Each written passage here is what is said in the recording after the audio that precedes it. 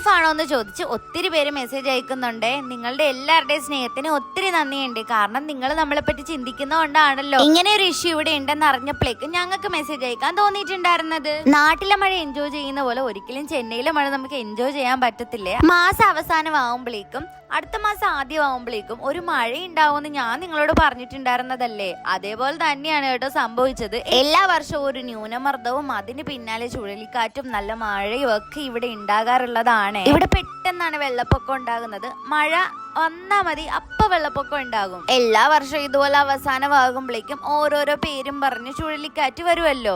ദിത്വ, മിഷാങ്, അങ്ങനെ വെറൈറ്റി പേരാണ് കേട്ടോ. പേര് കേൾക്കാനൊക്കെ കൊള്ളാം, പക്ഷെ അനുഭവത്തിലേക്ക് വരുമ്പോ കുറച്ച് പാടാണല്ലോ. നമ്മൾ ഈ മാസം ആദ്യമേ ഓർഡർ ചെയ്തത്, അതായത് ഇന്ന് ഡിസംബർ ആയ നവംബർ ആദ്യമേ ഓർഡർ ചെയ്തിട്ടുണ്ടായിരുന്ന കുറെ പ്രൊഡക്ട്സ് ഒക്കെ എവിടെയോ തങ്ങി കിടക്കുവാണ്.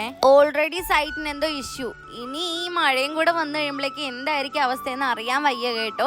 2-3 ദിവസത്തേക്ക് മഴ പറഞ്ഞിട്ടുണ്ട്. മാത്രമല്ല ഡിസംബറിൽ ഇവിടെ സാധാരണ മഴയുള്ളതാണ്. നമ്മുടെ പ്രൊഡക്ട്സ് എല്ലാം കിട്ടിയിട്ട് നമ്മളൊന്ന് അത് വീഡിയോ എടുത്തിട്ട് നാട്ടിലേക്ക് പോകണമെന്നായിരുന്നു കേട്ടോ ഒരാഗ്രഹം ഉണ്ടായിരുന്നത്. ഈ സ്റ്റോക്കൊക്കെ ഒന്ന് തീർന്നിട്ട് ഒന്ന് സമാധാനമായിട്ട് നാട്ടിൽ പോയി കുറച്ച് ദിവസം ഇരിക്കണമെന്നാണ് കേട്ടോ നമ്മുടെ ഒരു ആഗ്രഹം. 5 ദിവസമെങ്കിൽ 5 ദിവസം ഒരു ടെൻഷൻ ഫ്രീ ആയിട്ടുള്ള കുറച്ച് സമയം. നാരായൺപട്ടിൽ വരുന്ന ഒരു ചുരിദാർ മെറ്റീരിയൽ ആണ് കേട്ടോ ഇത്. ഈ കാണുന്നത് ചുരിദാറിന്റെയും പാന്റിന്റെയും പീസാണ്.